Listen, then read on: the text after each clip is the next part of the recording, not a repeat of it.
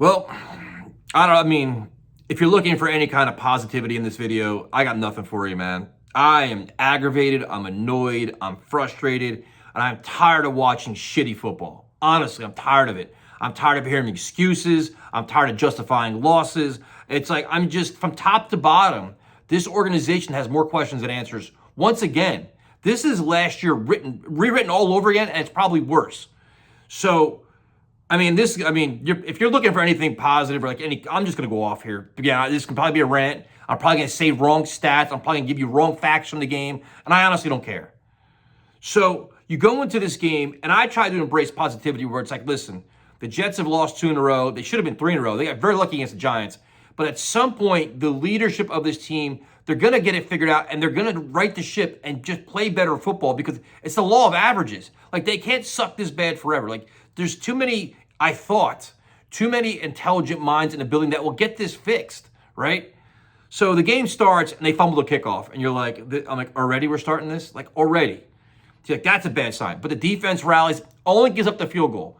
And this game is, like, the Jets is always going to be about the offense and the quarterback. If you can't score points, you're not winning football games. It's not rocket science, and we all knew it going into it. So the Bills, like every other team in the fucking NFL, are going to dare Zach Wilson to beat them because they know he can't. And it's just a fact. So they're going to stop your running game. They're going to move all the defenders in. They're going to have that little 15-yard box. They beat us deep if they even call plays that way. So it starts out where the offensive line, they have Chris Glazer at right guard. Terrible. He's not a good player. The blitz was coming right up the middle, and they were just teeing off on Zach. So once Zach gets happy feet, then it goes to shit, right? And then it just went all downhill from there to the point where, if I'm being completely honest, when he threw the interception in the second quarter, I was like, take him out. But they didn't, of course.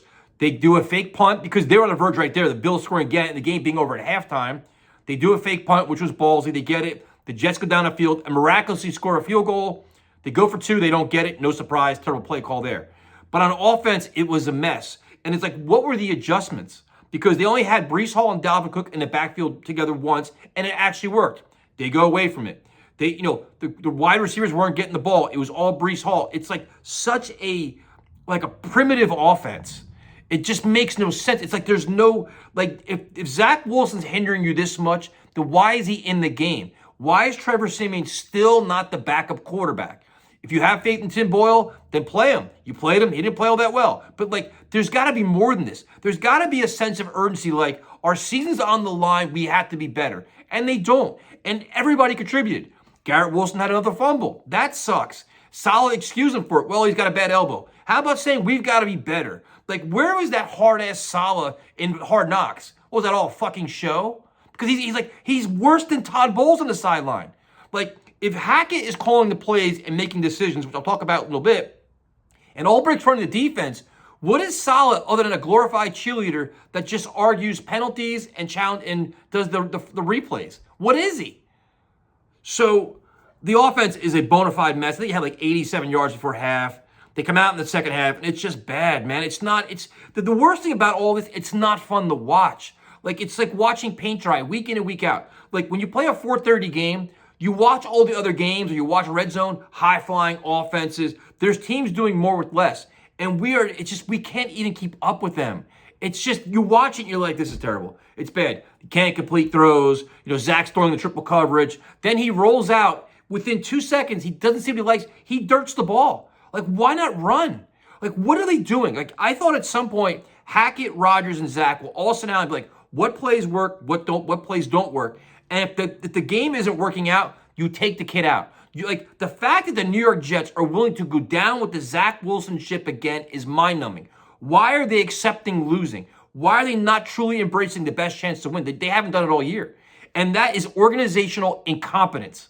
There's no other way to spin it. So, and then if you want to go further, look at the moves they're making in terms of just personnel moves. Like, Allen Lazard is awful. They spent all this money on their big prize possession. He's terrible. He dropped another pass. Then off the interception, he half-ass chases a guy, then hugs him in the end zone. Like, yeah, like, what are we doing? It's just, I don't even know. And then you go back to the offensive line. Becton gets hurt, which sucks. And this could be, depending on how serious his injury is, his Jets career could be over. Carter Warren comes in, which is good. Like he's finally getting some snaps there, which is good.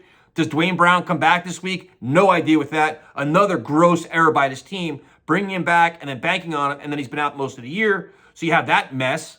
Then they hype up bringing Izzy up because they cut Michael Carter. The kid doesn't play until fourth quarter, and then use him on a couple returns. They don't even use him right. Gibson was involved. Where's Malik Taylor? Where's Brownlee? Like, how do you have all these players and they can't put together any kind of drive? It's pathetic. And then, on defense, it's hard to fault the defense when they're always in bad spots. They only give up field goals, but they have like those dumb mistakes every week. The Sauce Gardner personal foul was stupid. Sauce got beat, and then you kind of half-assed it after that. And it's just like the team, you could see it. The locker room starting to fracture. They're starting to melt. It's all falling apart. And now you're wondering what do they do? Where do you go from here? And everybody keeps talking about, even Albert Breer's like, oh, you know what? Like, if the Jets can go 2-2 over the next 4, Aaron Rodgers coming back. Like, dude, does it even matter at this point? Like, if you look at it, do you honestly believe in Sal as a head coach, the way he talks? And he can actually, I think he's too soft on his players. He's too nice. And I think that they respect him as a man. They don't respect him as a head coach. And, I think Aaron Rodgers coming back next year, the only thing you're doing is you're delaying the inevitable. The inevitable is a complete, true rebuild once again because you're going to weed out all this mess we brought in, bring in another coach with his guys because it's not going to work. The other thing is, now I don't know this is for sure. We're on the stream. It was just based on what the chat said and what they said on TV, but it was kind of like Hackett decided to bench Zach, called down to Saleh and told Saleh to tell Zach that he's being benched. Like, what? Saleh should be calling Hackett saying, hey, I'm benching the quarterback. I'm going to go tell him myself. If that's the true line of communication, which I'm sure will be verified tomorrow and cleaned up because the Jets always have some kind of PR spin, then it's like, what exactly is Saleh doing altogether? Like, if Hackett's running everything, at this point, what you should do is just fire Saleh, let Hackett coach the goddamn team, and make Downing or Carter your play callers. Would it really make a difference? Like, right now, if you fired Coach Saleh, would it really make any difference? Would you see any difference in this team? Would they play any worse than they're playing right now? This is some of the worst football we've seen. And the sloppiness. Like, this game is all about memes now. You have Zach Will, like a ghost, like Zach's running until he trips, like a ghost tripped him.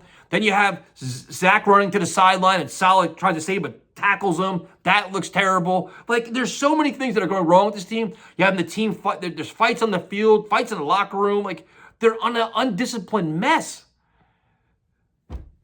Man, it's like last year was bad because they were 6-3 and they completely fell apart and lost all those games down the stretch. This year you're 4-3, 4-6. You have no level of confidence to have beat the Dolphins. You can't score points. You cannot. They scored a touchdown today. They cannot score points.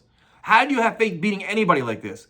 How I give everybody respect that pays money and goes to the game on Friday. I couldn't do it. You could offer me box seats with free beer all day long. I'm not going.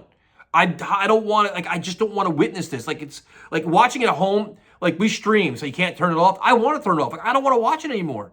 It's not fun. It's not enjoyable. And you don't believe in it. Like, you have to, like, as a content creator, I gotta kind of generate ideas of how this team can actually win a game. I don't have anymore. I have nothing. I don't have faith in Hackett. I don't have faith in the coach. I don't have faith in the quarterback, Boyle or Zach. And if they're not going to play Trevor Siemian, they don't want to win. So I don't know what else to tell you. I really don't know what to say here. I just cannot believe we're here again. And you wonder, and you even look at all the stuff Joe Douglas does, like all the moves they've made, like this offensive line. Not that I want to talk about next year, but we're going to have to. We're going to be talking draft in 2 weeks. We're going to be talking about who do we get next year and all this other shit, right? But you look at the offensive line. Becton's going to be gone. Max Mitchell isn't good. You're going to have, Laken Tomlinson's been average. AVT's been hurt. You're probably going to need 3 or 4 new offensive linemen. The wide receiver group, Randall Cobb doesn't even play. Lazard is terrible. You traded away Hardman. You got to hope that Gibson and Brownlee come there. So you're going to need more help there. You figure, Uzomah is going to be gone. You got to hope Rucker emerges. Conklin's been okay, but is he really worth the money he's getting? Dalvin Cook will be gone. And then you got to pay Bryce Huff and figure out, the other thing too, Tony Adams got hurt today, but he came back in. But you just wonder, where are we going with this? Man, that's it. I'm done.